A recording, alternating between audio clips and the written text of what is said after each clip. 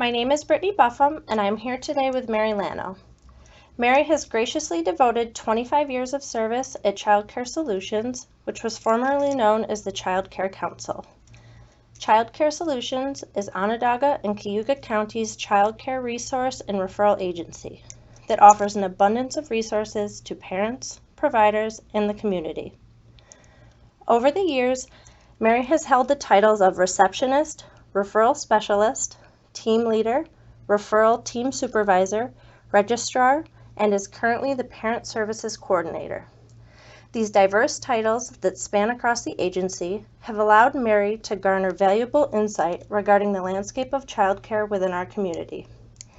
Mary, was childcare and early education something that has always interested you, or is it something that grew on you over time?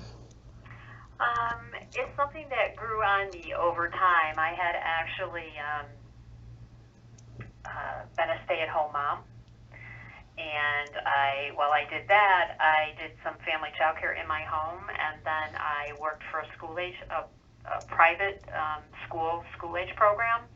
And then when it was time when my youngest was going to enter kindergarten, that's the time I decided to go back to work outside of the home. And I applied to different places, and I ended up at Child Care Solutions. Well, it wasn't Child Care Solutions back then, but I ended up where I am now, 25 years later. So it was not something I had thought about, but then once I started here, I just kind of grew from, as you can see from my different titles, from one position to another. Yeah, that's great. I didn't realize you were a stay-at-home mom, so you did really get to see the whole scope of things and be on the other end of that. I did. All right. The ability to experiment with varying roles as well as take on increased responsibilities has probably kept your job quite interesting. I think that the opportunity to experience each one of these roles is probably one of your greatest assets, as you were able to learn something unique with each one that has now culminated in this treasure trove of valuable information that you now hold and are able to utilize within your current role as Parent Services Coordinator. How do you think your journey through these distinct roles has helped to prepare you for the important role you fill today? Well, in the past, when I was referral specialist back then, well, let me back up. When I had been the receptionist for a while, I observed what, other people were doing throughout the agency, and I kind of really had an interest in working with parents, trying to help them locate childcare. So at the time, I went to the executive director and said, if there's ever an opening, I would be interested in being on that team. And I just really enjoyed working with the families, trying to provide them with enough information for them to make a good choice in their childcare. And I don't know, I just felt some satisfaction in that role. And because I had done it in the past, when I moved on to being a registrar, and I actually left the agency for a year because I was going to move, and then I came back with the role that I had many years ago as being a supervisor for parent services. And it's a role that I really, out of all the roles that I've had here at the agency, I really enjoyed that the most, is working with the parents and trying to help them locate childcare. Back years and years and years ago, we used to have contracts with different companies like General Electric, Lockheed, then it was Lockheed Martin, where they had a contract with us and they received enhanced services. And with that, we actually made phone calls for the families, not making commitments on either provider's end or, the parent's end, but at least doing the initial screening to see if they had a vacancy and if they were willing to talk to the family. So it was kind of like case management back then, because you actually stayed with the family until they actually found care, like you set up a schedule, check-in times to see how they were doing, and you did. You actually stayed with them until they were able to locate childcare, which was kind of nice because, from A to Z, you were a part of that process. Yeah. And then, times change, so we don't have those enhanced contracts anymore. So now sometimes you may only have one contact with a family, and you really don't know whether they've found childcare or not. Although we do follow-up calls, 25% of all the families that we work with, but you get feedback that way. But Yeah. you don't necessarily go with a family from A to Z like we used to. Yeah. Working like that, those what do I want to call them? Maybe homegrown employees. They really just hold so much knowledge because they've worked from the ground up in each of those jobs, and they respect the process. So there's a lot to be said when you've served in all those roles, and it helps you better do your job now, I'm sure. So that's wonderful. I was able to do that in my last job, and I really appreciated having that opportunity. I thought it was nice to see all aspects of the job. Yeah, over the years, definitely things have changed. Times have changed and things are different, but nonetheless, the basics are still the same. You still want the same, quality childcare for families, and at least give them enough education, the tools to help them make that decision. For sure. All right. Undoubtedly, the landscape of childcare has changed dramatically over your 25 years of service. The cost of childcare has skyrocketed, the regulations have become much stricter on providers, and the federal and state funding associated with these programs has often diminished. How have you seen the needs of families in particular change over this period of time? What we've seen, or what, it appears is that families are becoming more creative with their childcare needs. If it's a two-parent family, maybe mom or dad stays home during the day, and then the other parent works, and then the other parent comes home, and then vice versa. We found there's a lot more people who are doing non-traditional hours, meaning, after 7 o'clock at night, before 6 o'clock in the morning, on weekends. And for that type of care, it becomes more difficult to find regulated providers. In the suburbs, there really, really isn't anybody that does non-traditional hours per se.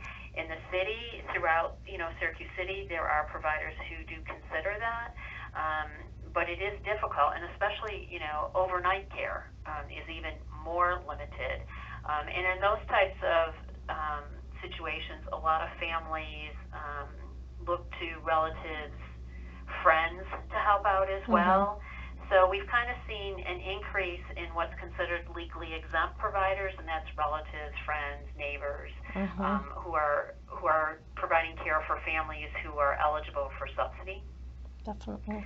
And then they have to go through a process, not as stringent as regulated care. So we've kind of seen a growing number of legally exempt providers over the years, based on the different schedules, the crazy schedules. Yeah. I think the business industry is demanding those crazy schedules, and then also the cost is cheaper associated with legally exempt. So there's a lot of factors that go into why I think those things have turned that way. Right. They they don't get reimbursed at the same rate as regulated care does. So it's less that they receive than a regulated provider. For sure. Furthermore, how have you seen the needs of child care providers change over this time? The needs of child care providers, well, because of the different situations that have come up, like, for instance, the increase in legally exempt because of, one case being the non-traditional hours, but also UPK, the start of UPK programs, where they, take children for a good portion of the day, maybe 9 to 3 or, something along those lines. We've seen a lot more providers that have vacancies now than have had vacancies in the past. And there's various reasons, but we did see, like, Head Start programs, if it's full day, or UPK programs, like I said, that has affected some of the providers as well. Like I said, and some parents are just being more creative because of cost issues. But we have seen more providers calling us and saying they have vacancies than we have in the past. Yeah. I think it's funny because overall we always talk about how a lack of accessibility to childcare affects businesses, but we never talk about how that affects childcare providers because they are a business too, and it's kind of like a forgotten topic that people don't usually bring up. Right. It's a topic that it exists, but yet it doesn't come to the forefront. Mm-hmm. But that's some things that we've noticed over the years. There's more providers that have vacancies. We're also seeing more providers closing as well. Certainly. Yeah, no, I have seen that myself. Yeah. Okay. On the Child Care Solutions website, it indicates that your agency is also tasked with providing support to local employers who may seek solutions for the childcare needs of their workforce. While the childcare industry certainly recognizes the impact on the workforce and economic development when childcare needs are not met, it has taken quite some time to get business leaders on the same page. Has your agency yielded an increased number of inquiries from local businesses over the years, or has this continued to be viewed as primarily the family's issue? It seems to be still primarily viewed as the family issue and not their issue. I know our executive director had just attended a meeting not all that long ago, and trying to prove the point. Well, the absentee rate is high because of childcare issues a lot of the times, and it's still it still seems to be it's out there that it's a family issue. It's not their issue. And like I said, years and years ago, when different companies had enhanced services, and then over the years that dwindled, and some of it was because it's more or less considered a benefit, and they were cutting back on the benefit packages years ago. So I don't see where it's gotten better as far as businesses recognizing that childcare really is an important issue that should be brought to the table. If anything, it kind of seems like it's gone even more extreme, where it's mom's issue, it's dad's issue, and that's just the way it is. They don't look at it as no, it's everybody's issue. Yeah, you make a great point, referring to it as a benefit, because I think that describes it. That is how I see it referred to as, but I just don't think I've ever heard anyone use that term, and it perfectly describes why they cut it. I mean, I don't agree with them cutting the access to that, but when you think of it as a benefit, you can see why that is. Businesses cut it because it helps their bottom line, unfortunately. Right. We've seen companies downsize. There's been all different kinds of things that have occurred over the years, and childcare it just doesn't seem to rise to the top, unfortunately. All right. Going forward, the industry is sure to face increased challenges. With the new federal regulations associated with the Child Care Development Block Grant, it is going to put a severe strain on providers, many of which will not be able to withstand the pending changes. How do you think as a community we can mobilize our advocacy efforts to better support the families and also those child care providers? It's hard. I know. It's kind of a dilemma because we foresee. No one can predict for sure, but with all the changes that are coming, even we believe with the new background checks for legally exempt providers that most likely you're going to see a decrease in the number of legally exempt providers as well. And then, what are families going to do? Is it going to increase illegal care? It is a challenge, and I don't think everybody can guess and say, well, I think this is going to happen, or I think that's going to happen, but I don't think we really know for sure, other than what we're making assumptions regarding that families are going to even struggle more because if it affects subsidy, families now. Does that mean there's going to be less families receiving subsidy because there's not going to be enough money, to cover the number of families that we do now, or even more families for that matter? So there's a lot of, what ifs right now, but I don't think anybody's really thinking that it's going to move us ahead. Yeah, it's so tough though. I mean, I know the regulations are intended to be proactive, but because of the lack of funding attached to them, we're all going to be going into damage control to Right. fix what this does. I mean, they're intended to do well, to be good for everybody, but unfortunately, right now, it is the what if, and I know a lot of us are Right. worried because we don't want to see people suffer in the meantime before we get that adequate help. Right, and with the minimum wage, being increased, I mean, that presents a whole issue as well.